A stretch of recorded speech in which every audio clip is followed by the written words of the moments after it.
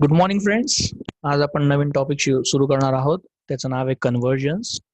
आज मी तुम्हाला कन्व्हर्जन्स कसे केले जातात binary to other number system मध्ये ते आपण बघणार आहोत.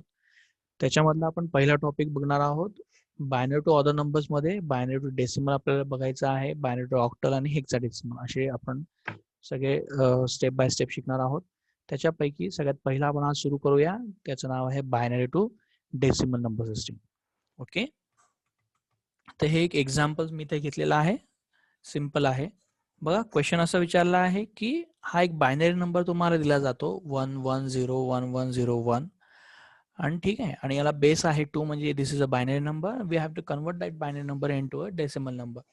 Okay, so what are the steps should we follow to convert binary to decimal? That will be seen in just a minute.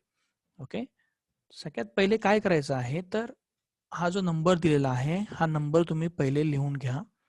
मी जसा इथे लिहितो आहे बघा. मी हा नंबर पहिले एक लिहून घेतला 11011101. नेक्स्ट स्टेप काय करायची आहे, तर त्याची जी प्लेस व्हॅल्यू आहे, आपण प्लेस व्हॅल्यू बघितली होती 2:0, 2:1, 2 तशी राईट कडून लेफ्ट कडे ते काय करायची आहे, लिहायची आहे. ठीक आहे, 1 2 4 8 16. आणि हा जो त्याचा पॉवर, तुम्हाला पॉवर माहिती आहे, आपण पॉवर बघितला आहे. हा पॉवर आहे 2:0, 2:1, 2:2, 2:3, 2:4 हे त्याचे पॉवर्स आहेत. आणि त्याच्या पॉवरच्या नंतर त्याची प्लेस व्हॅल्यू जी आहे 2:0 इज नथिंग बट 1 असतं. 2:1 इज इक्वल टू 2. 2:2 म्हणजे 2 चा स्क्वेअर किती येतो 4. 2:3 म्हणजे क्यूब त्याचा 8. 2:4 हा 16 असतो. 2:5 हा 32 असतो आणि 2:6 हा किती असतो 64 असतो. ओके, तर मी काय केलं, सगळ्यात पहिले नंबर लिहून घेतला.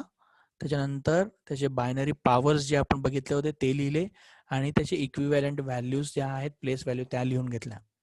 ओके, ह्या स्टेप झाल्यानंतर सिंपल नेक्स्ट स्टेप करायची आहे ती ही की ह्या 1 ने ह्या 64 ला मल्टिप्लाय करायचं आहे आणि जे काय आन्सर असेल ते प्लस करायचं आहे नेक्स्ट नंबर मध्ये. म्हणजे 1 plus 1 into 64 that will be the 64 plus 1 into 32.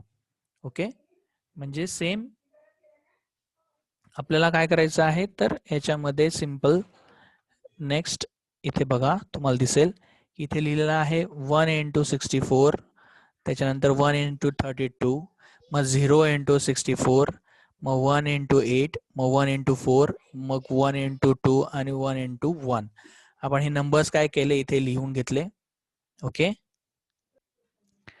Next step काय करायचे आहे, तर आता हे कॅल्क्युलेशन पुढे कंटिन्यू करायचं आहे. आपल्याला कंटिन्यू करायचं म्हणजे बघा काय येईल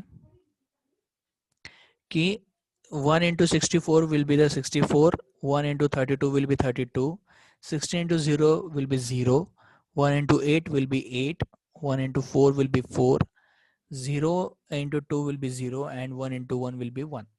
ओके, मग हे आपण मल्टिप्लाय केल्यानंतर सगळ्यांची ॲडिशन करायची आहे आणि सगळ्यात लास्टला याचा आन्सर जे येईल ॲडिशन ते बघा, त्याचं ॲडिशन येईल 109.